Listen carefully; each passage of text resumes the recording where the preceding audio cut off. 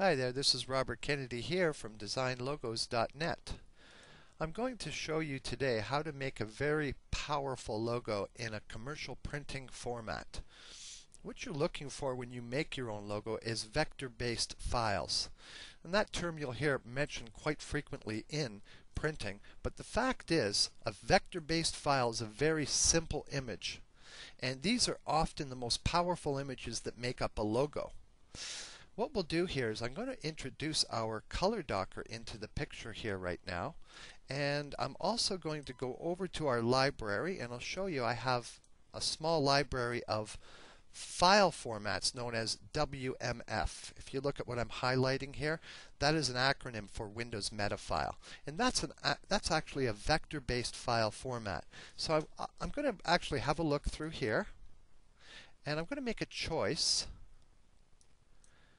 I'll choose this one, and I'll drag it over to Adobe Illustrator, and now you can see I have it on the canvas here. And it's going to be a little easier now for me to show you what actually is a vector-based file and why they are so good to print with. First of all, this image that you see here is made up of curves and paths drawn by an artist. And if I go above here, and we go to the View outline, we can actually see those curves and paths as they were originally drawn by the artist. Let's go back to View again, back to Preview. This particular file format also can be enlarged and reduced without losing any quality at all. So if you wanted to take this image when we were done, and we can fully edit this image and turn it into a billboard, we could actually do that as well without losing one little bit of quality. So let's reduce it back down again and look at some of the other elements of a vector file format that you can use to your advantage. For example, on his back, perhaps I don't like the green back. I'm going to change that to gray. And there's many other areas that you see in here. All these colors are actually fills applied to objects. So in a sense, we have all these paths that we saw earlier that are dressed up with cosmetics. And that's what actually makes up a vector-based image, and that's the true power of a vector-based image. Okay, so now we know what a vector-based image is. How the heck do we use it? I've got a company and I want a logo. How can I make that logo? Well, that's pretty easy. I'm going to delete what we've already worked on, and let's move along to the next subject.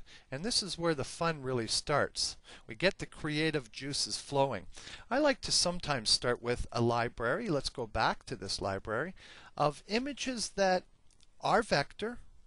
They are licensed. In other words, I've bought this clip art and I own this clip art, and in the license it gives us permission to use these logos and modify these logos any way we see fit. So right away we know everything that we are looking at here is vector based and we have permission to use it. I think what we're going to do, and again, let's talk about an Adobe Illustrator Windows Metafile secret relationship. I'm going to hold the Control key down here and I'm going to choose 1, 2, 3, 4 logos. I'll just move it aside now, and what we can do is drag and drop all 4 of them or 10 of them or 100 of them. Doesn't matter. So let's move this aside now, and we can see in Adobe Illustrator that I have all of our logos. I'm going to zoom out for us. Let's zoom in a little more. But there's all the logos that we just chose for this project. And again, you can see they're all vector. We can play with them if we like. Perhaps I have a company that is in nature and I take this round circle and I want to make it orange, like the sun. We could do that. Anything we see here, we can make some changes to. I'm just going to apply a gray fill to that. Also, we can change the shapes of many of these objects. You see, we can make alterations to a vector-based file, but what we're going to do here now is narrow it down to the company logo that we actually like. And let's undo what I just did to show you. Let's reduce this one. And I'm going to reduce this one. finally, let's reduce that one as well. Actually, I'm not crazy about this one, so we'll delete it. There we go. Let's now have a look at what else we could put on this that would help us in development here. Well, we're going to need a company name. Let's just bring that up here. I'll enlarge this company name, designlogos.net. There's our first logo. Let's do a bit of rearranging. Now logos generally as well, I like to have a tagline. Let's try a tagline here.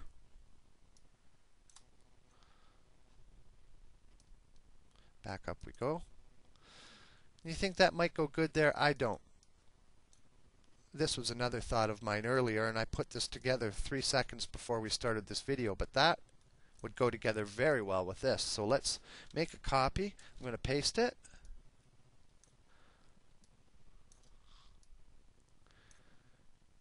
And that could actually be one of our logos right there. Let's make a copy of that and paste it down here. That was Control C, Control V. And there's a logo. There's a design united with a company name. We've got our fill. I'm going to remove that fill. And I'm just going to put an outline on it for now. Make that stroke 2 points in thickness. And we'll take the magnetic logos. I'm going to choose a different font, so I right mouse click on that font, and here we have all of our font choices. I want a friendly looking font here.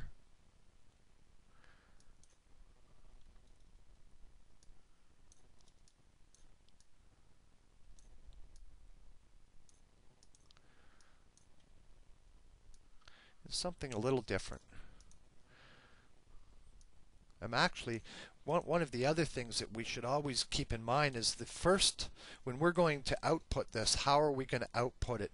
Generally, the best logos are logos that you make for output in all different media types. So what we do here is going to be printed in business card, letterheads, envelopes. I'm also going to print a storefront sign from this logo.